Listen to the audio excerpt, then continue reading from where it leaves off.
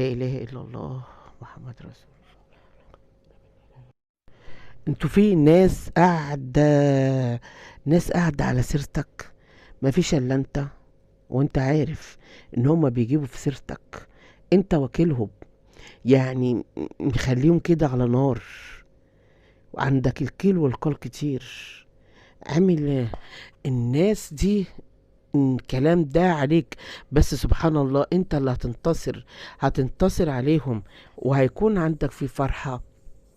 في ناس بيحفروا لك كده عشان يوقعوك، يعني وقعوك من المكان اللي انت فيه، بس انت بإذن الله هتهزمهم الفترة الجاية، وهيكون عندك نجاح وتقدم وقوة، وهتكون عندك فيه سعي.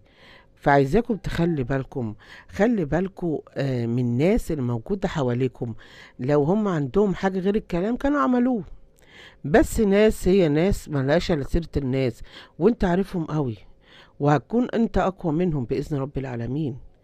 في كلام إساءة ليك، لكن ارمي ورا ظهرك، كل ده بقى غيرة وحقد.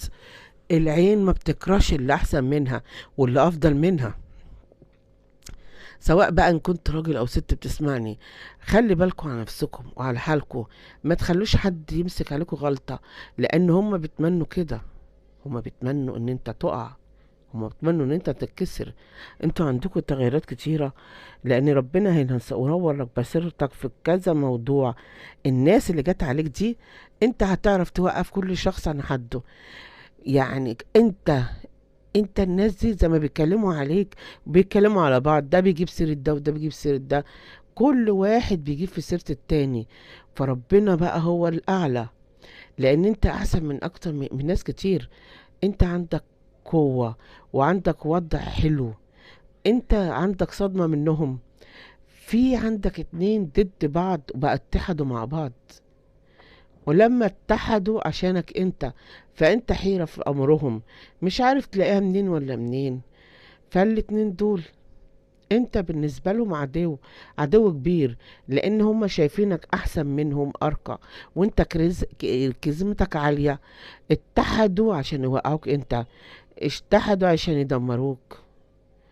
والله اعلى واعلم. لا اله الا الله. لان انتوا عندكم مكايد كتيرة، بس سبحان الله ربنا هينجيك. انت فوضت امرك لله بسبب اهانة، حاجات كتير، ظلم واقع عليك بخصوص اتنين ستات، هما السبب كان في الاذية.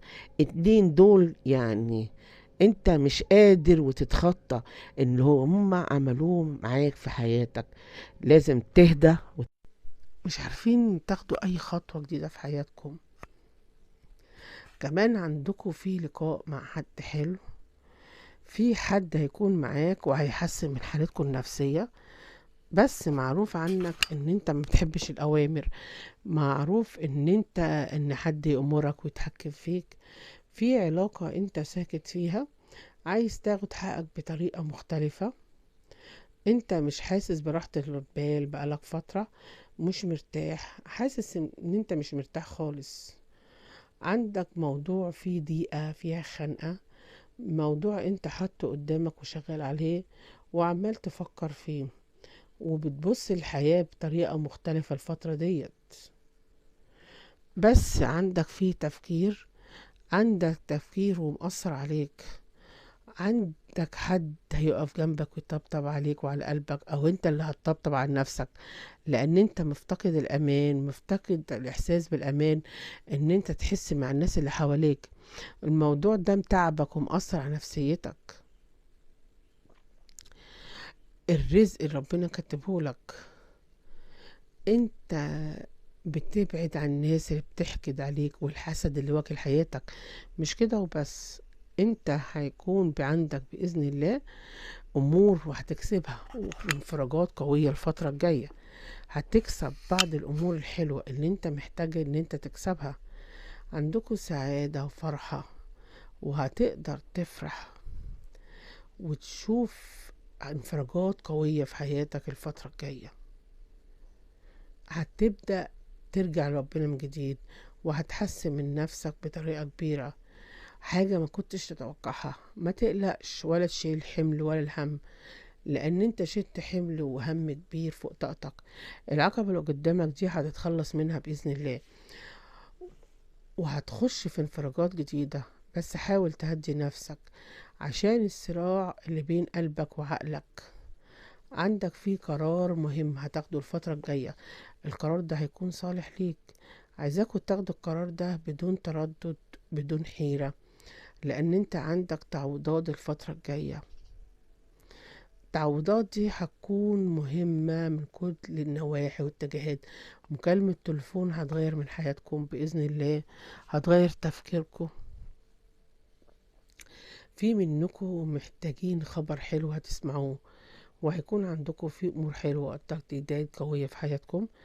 بس في ناس بعيدة عنكم وبالكم مشغول بيها، بالكم مشغول وزعلانين، بالك مشغول ببعض الأمور عندكم في حياتكم.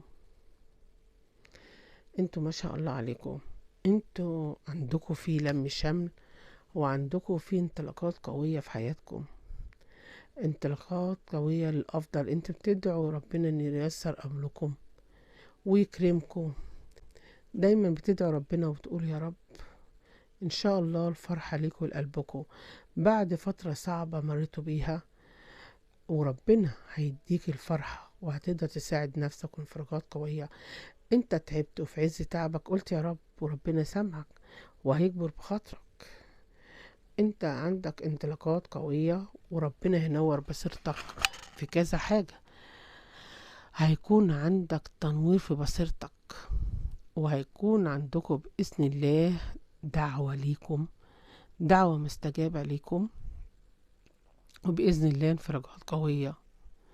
وهتشوفوا بعينيكم التغيرات اللي هتكون عندكم. عايزاكم بس ما تفضلوش احنا مفيش حاجة بتحصل معانا، ما تقولوش كده. قولوا بس ان اللي جاي هيكون فيه انفراجات، وشوفوا بعدها الانفراجات فعلا اللي جاية ايه.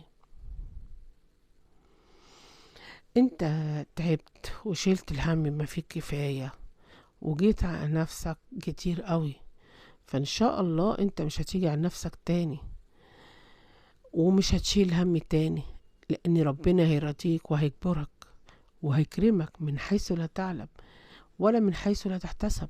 على قد ما بتضيق على قد ما هتلاقي الانفراجات، وهتشوف الفرحة قدام عينيك وهي جايالك.